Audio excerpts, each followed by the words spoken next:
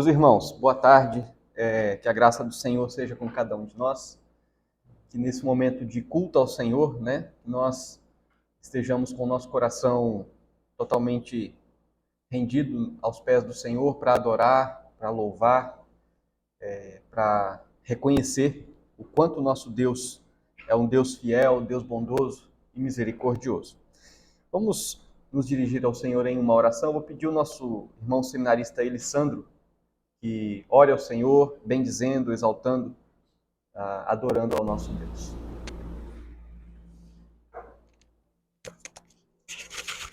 Santo Deus, nosso amado Pai, nós te louvamos, Senhor, pelo precioso momento que temos em Tua presença.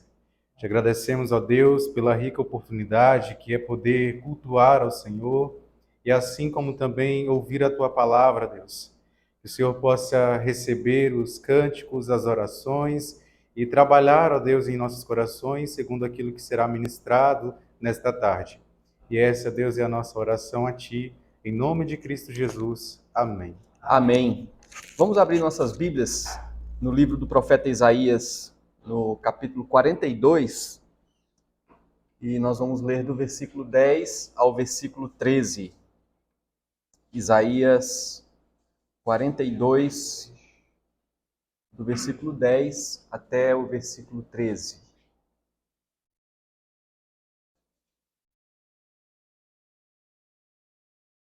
Cantai ao Senhor um cântico novo e o seu louvor até as extremidades da terra. Vós, os que navegais pelo mar e tudo quanto há nele, vós, terras do mar e seus moradores. Alcem a voz o deserto, as suas cidades e as aldeias habitadas por Quedar. Exultem os que habitam nas rochas e clamem do cimo dos montes. Deem honra ao Senhor e anunciem a sua glória nas terras do mar. O Senhor sairá como valente, despertará o seu zelo como homem de guerra. Clamará, lançará forte grito de guerra e mostrará sua força contra os seus inimigos. Então, todos aqueles que reconhecem ao Senhor são convidados para louvá-lo, para exaltá-lo, em qualquer lugar que estejam. O texto fala de vários lugares, no mar, no deserto, nas rochas, nos montes, em todos os lugares. Aqueles que reconhecem Deus como Senhor devem adorá-lo e render graças ao seu nome. E então nós vamos fazer isso entoando o hino de número 26 do nosso inário. Grandioso és tu.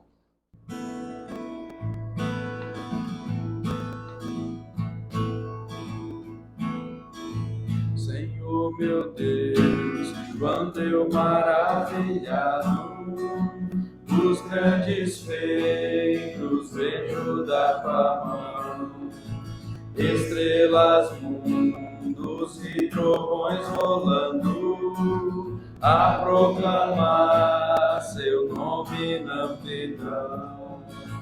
Canta minha alma então a ti, Senhor. Grandioso és tu, grandioso és tu. Canta minha alma então a ti, Senhor. Grandioso és tu, grandioso és tu.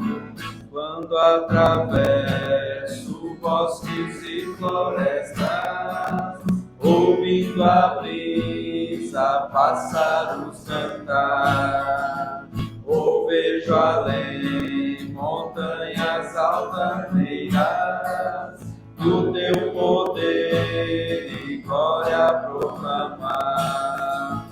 Canta minha alma então a ti, Senhor. Grandioso és tu, grandioso és tu. Canta minha alma então a ti, Senhor. Grandioso és tu, grandioso és tu. Quando percebo que na cruz maldita o teu amor, Jesus morreu por mim e me livrou do jugo do pecado, a libertando sangue carmesim. Canta minha alma então a ti, Senhor. Grandioso és tu, grandioso és tu. Canta minha alma então a ti, Senhor. Grandioso és tu, grandioso és tu. Quando afinal em resplendor e glória Jesus abria as portas da mansão, eu hei de estar de joelhos entre os santos, na mais humilde e vera adoração, e então cantar eternamente ali. Grandioso és tu, grandioso és tu. Então cantar eternamente ali. Grandioso és tu, grandioso és tu. Amém. Vamos abrir nossas Bíblias mais uma vez na primeira carta de João, capítulo 2. Vamos ler do versículo 15 até o versículo 17.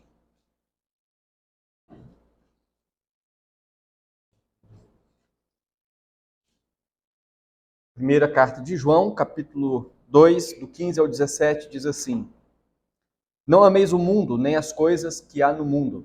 Se alguém amar o mundo, o amor do Pai não está nele.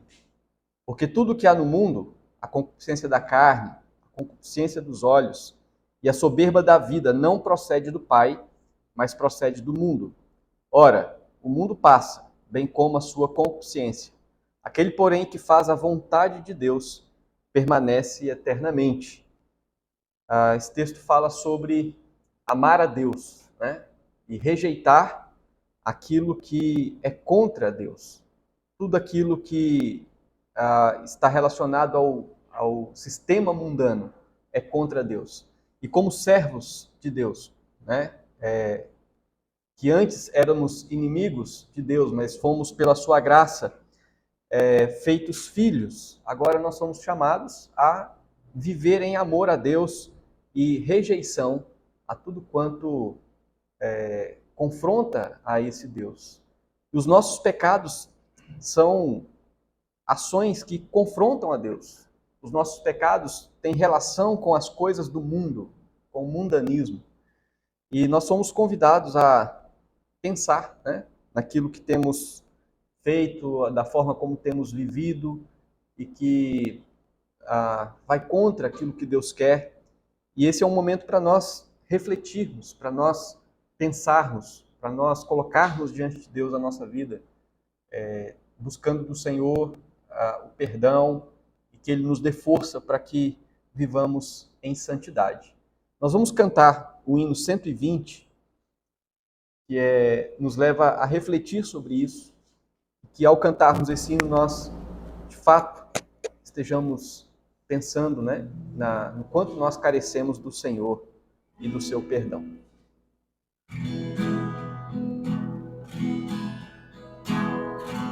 Careço de Jesus, de ti, meu Salvador, somente a tua voz tem para mim valor. De ti, Senhor, careço, do teu amparo sempre, ó, dai-me tua bênção, aspira a ti. Careço de Jesus, unido a ti, Senhor, pecado e tentação não mais terão vigor. De ti, Senhor, careço, do teu amparo sempre, ó, dai-me tua bênção, aspira a ti. Careço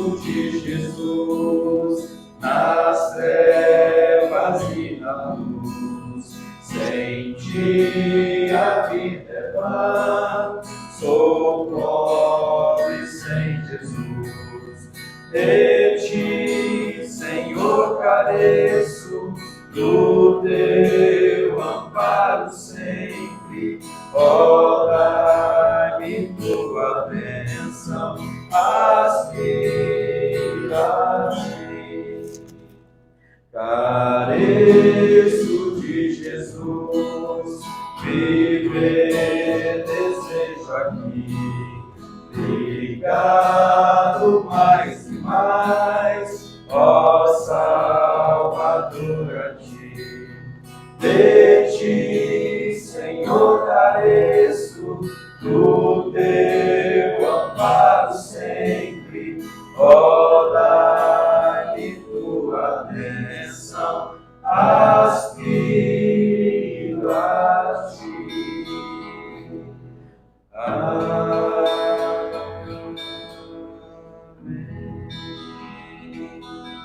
Oremos. Senhor Deus, nós nos colocamos na Tua presença porque carecemos do Senhor, nós precisamos de Ti, nós somos pecadores, somos falhos.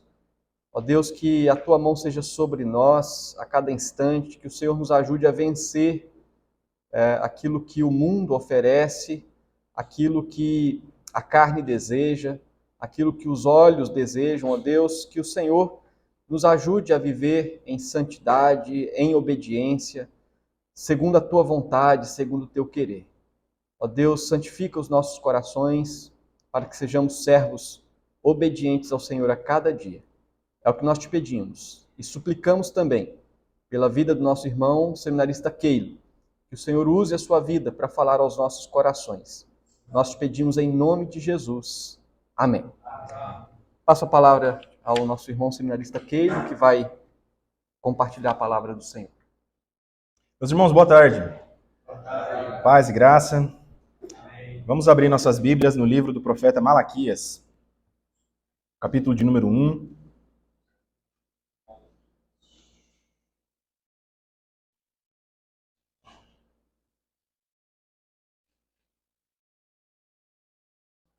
Malaquias, último livro aí do Antigo Testamento. Para te ajudar aí, na minha Bíblia, a página 1238. Talvez te ajude aí.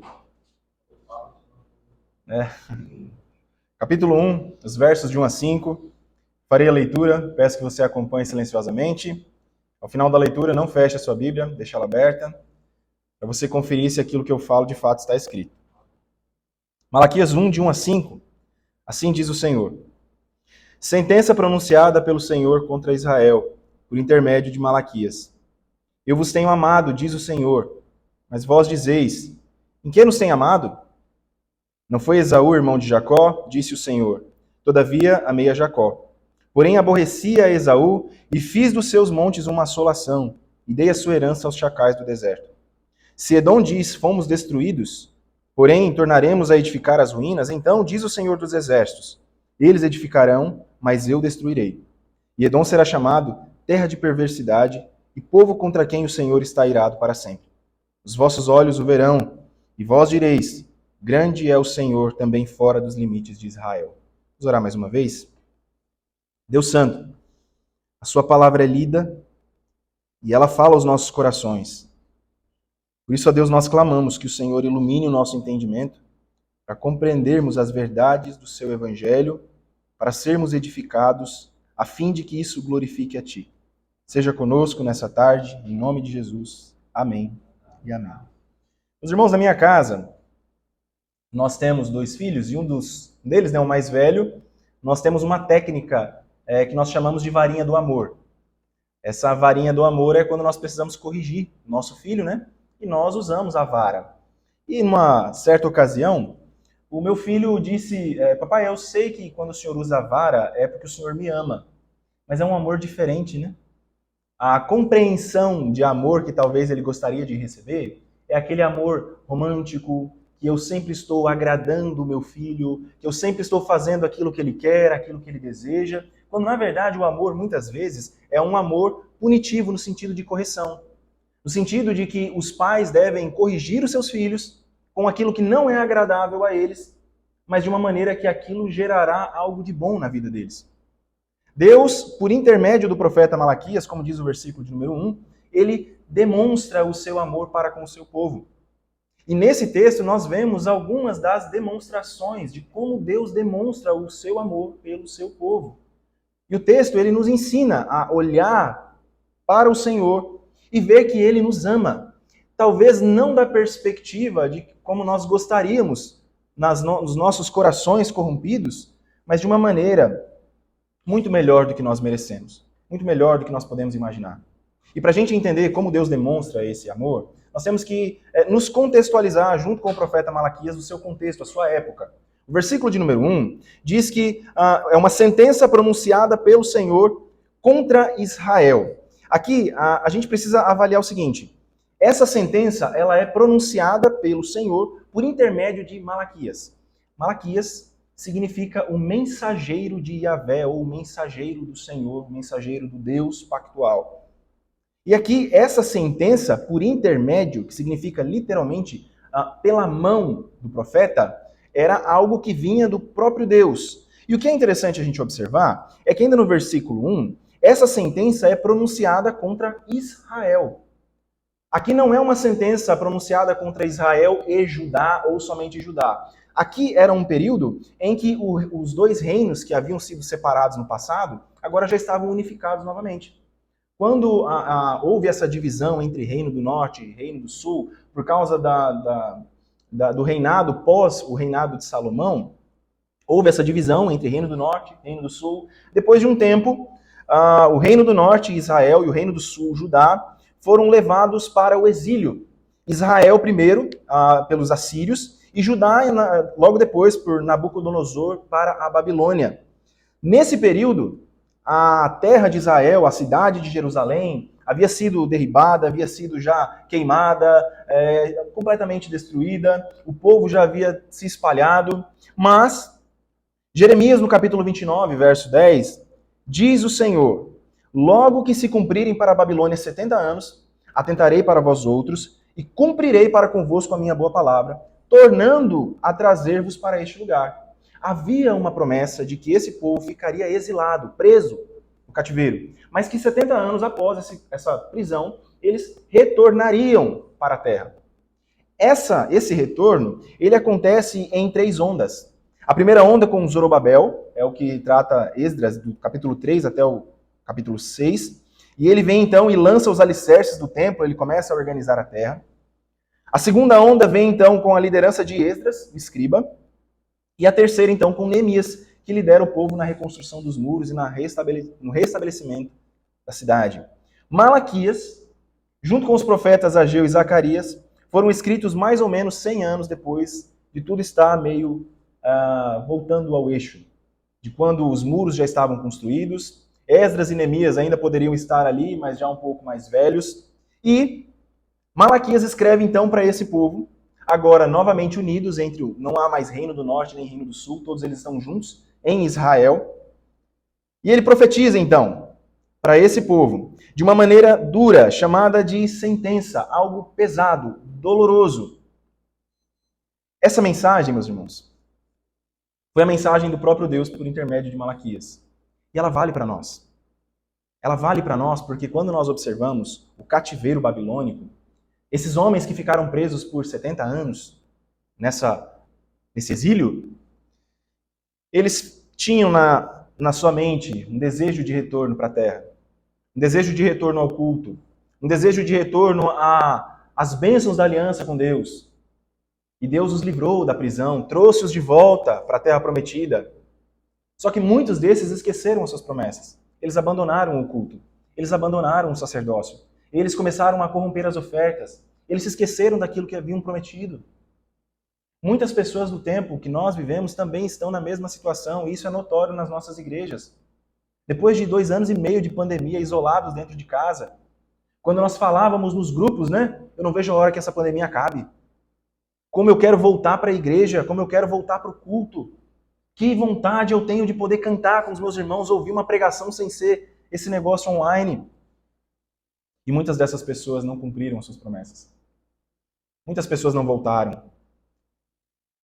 E a essas pessoas Deus tem dito, eu vos tenho amado. Ele nos dá uma sentença, e aqui nós vemos como Deus nos mostra esse amor, e a primeira coisa que nós observamos é que essa descrição de amor, essa demonstração de amor, é por meio de uma declaração. O Senhor diz, eu vos tenho amado, diz o Senhor. Essa palavra, amado, por estar no tempo perfeito, ela significa uma ação completa.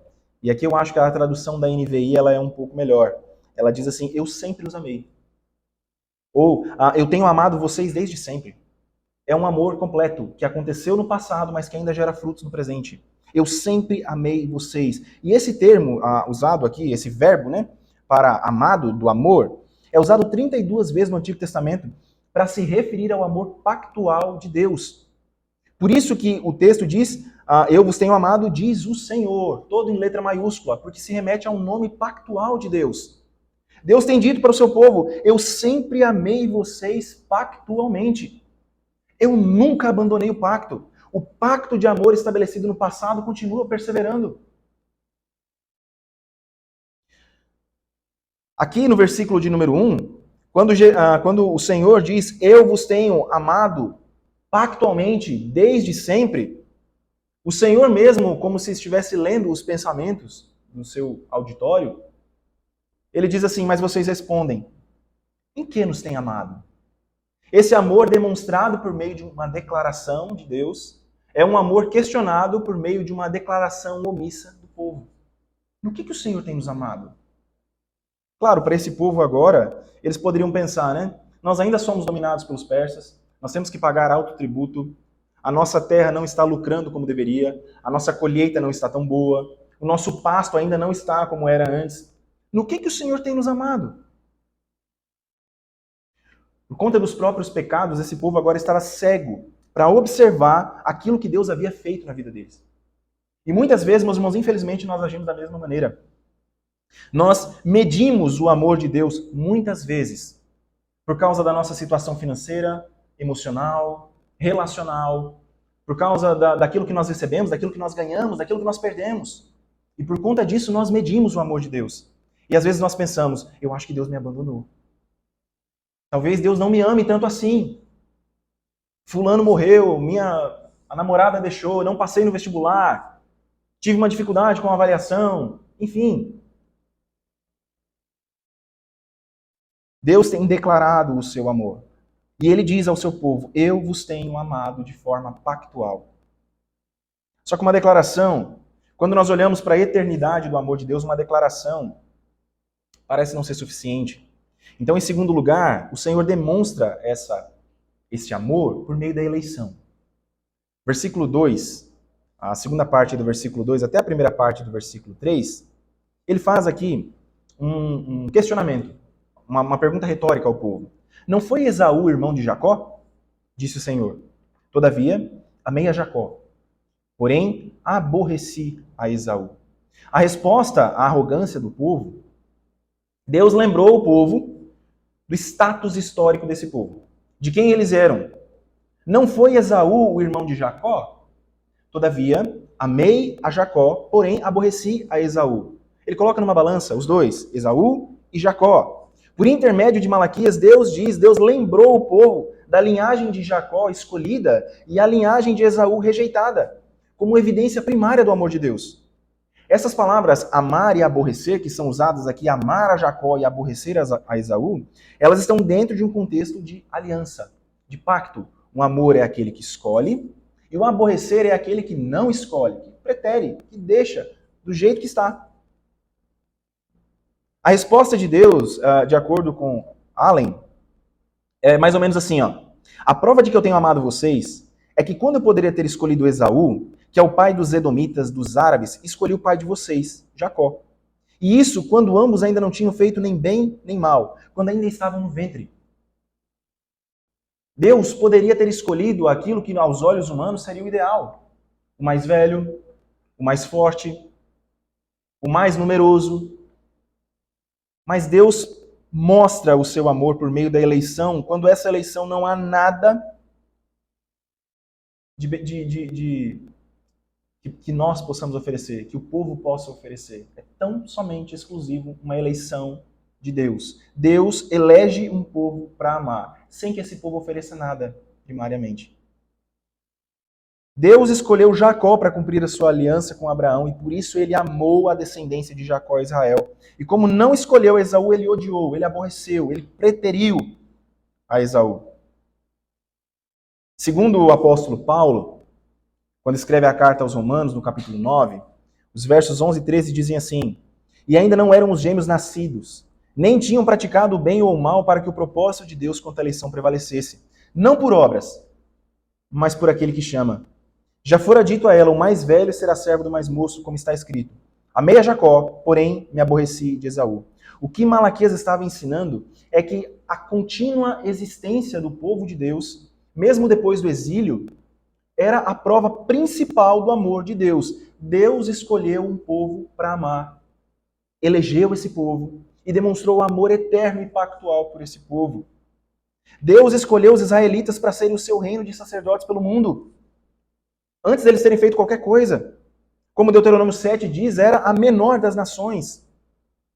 Deus poderia ter escolhido o Egito, mas ele escolhe Israel. Ele elege um povo para amar.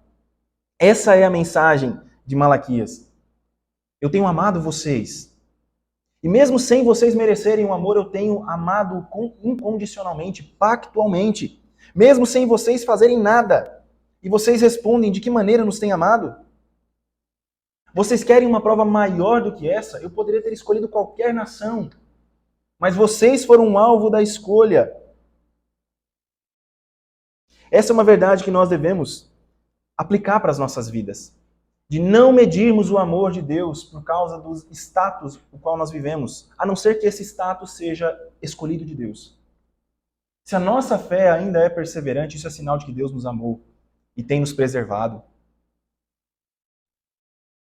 Essa semana, num dos anúncios aí do YouTube, eu vi uma música, o Coliseu não parou a igreja, o Império Romano não parou a igreja, enfim, né?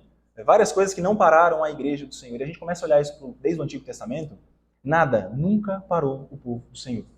Império Persa, Babilônico, nos tempos do Novo Testamento para cá, Império Romano, Otomano, comunismo, nazismo, liberalismo, nada impede o propósito eletivo do amor pactual de Deus para com o seu povo. E nós não temos o porquê dizer, Senhor, no que o Senhor tem nos amado? As coisas não vão bem, o Senhor tem me amado mesmo? Sim. O Senhor prova o seu amor por meio de uma declaração. Ele prova o seu amor por meio de eleição. Mas não somente isso. Em terceiro lugar, Deus demonstra o seu amor por meio de proteção. Ele protege o seu povo. Os versículos 3 e 4 mostram essa proteção de Deus. Em primeiro lugar, ele nos protege, nos protegeu no passado. Ele diz assim, porém, aborreci a Esaú e fiz dos seus montes uma assolação e dei a sua herança aos chacais do deserto. Deus não apenas escolheu a nação de Israel, Jacó, mas também cuidou desses israelitas sempre que eles estavam em apuros. Inclusive quando eram presos, quando enfrentavam guerra, quando perdiam uma batalha, o Senhor estava com eles, protegendo, porque eles eram o povo de Deus. Deus protegeu o seu povo em todo o período. Mesmo que as guerras viessem e o povo enfrentasse guerras violentas, o povo de Deus era preservado. Essa proteção no passado, ela foi vista em Jacó, por meio das guerras, mas essa proteção ela também pode ser vista no futuro. Cientes de que o povo da aliança com Deus, ele é protegido no passado e também no futuro.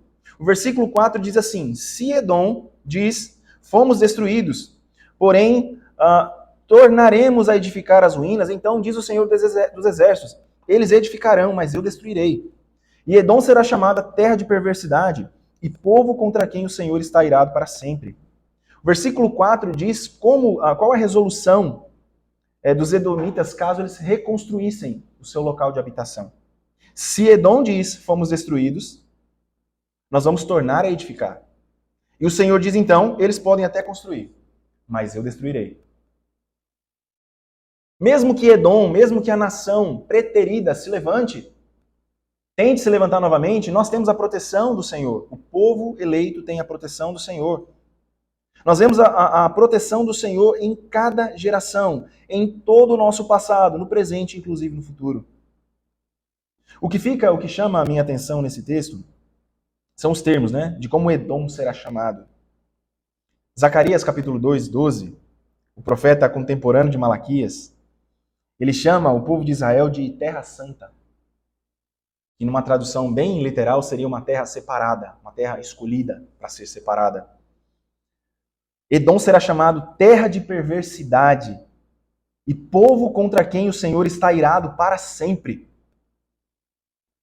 Com esse excesso de confiança, mesmo que os edomitas dissessem, nós vamos ser edificados novamente, o Senhor diz, não.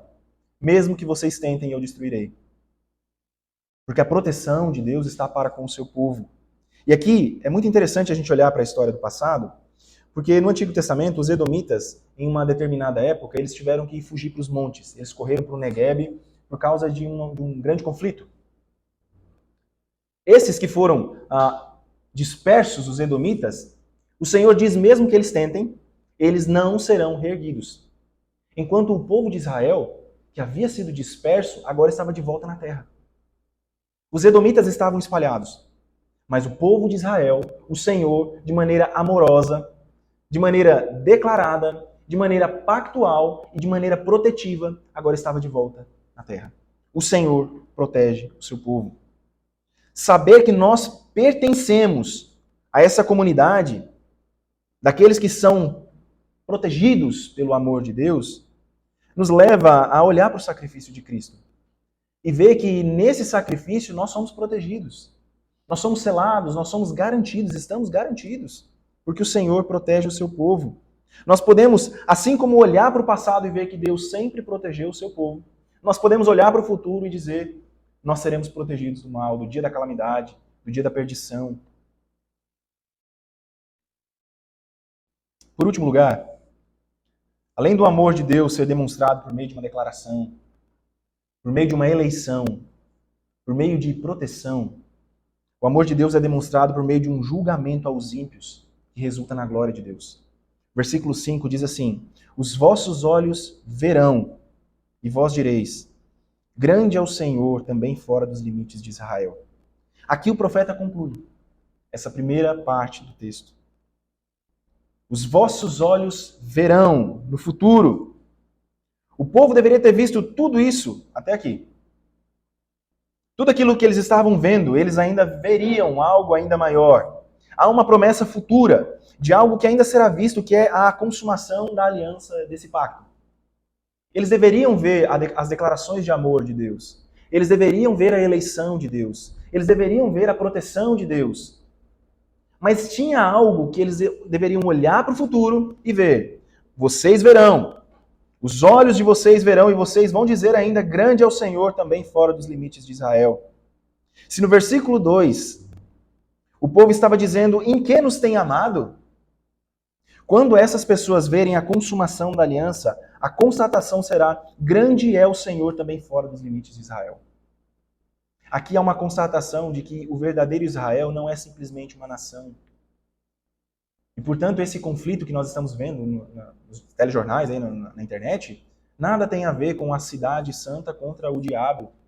É mais uma guerra que aponta para o fim dos tempos.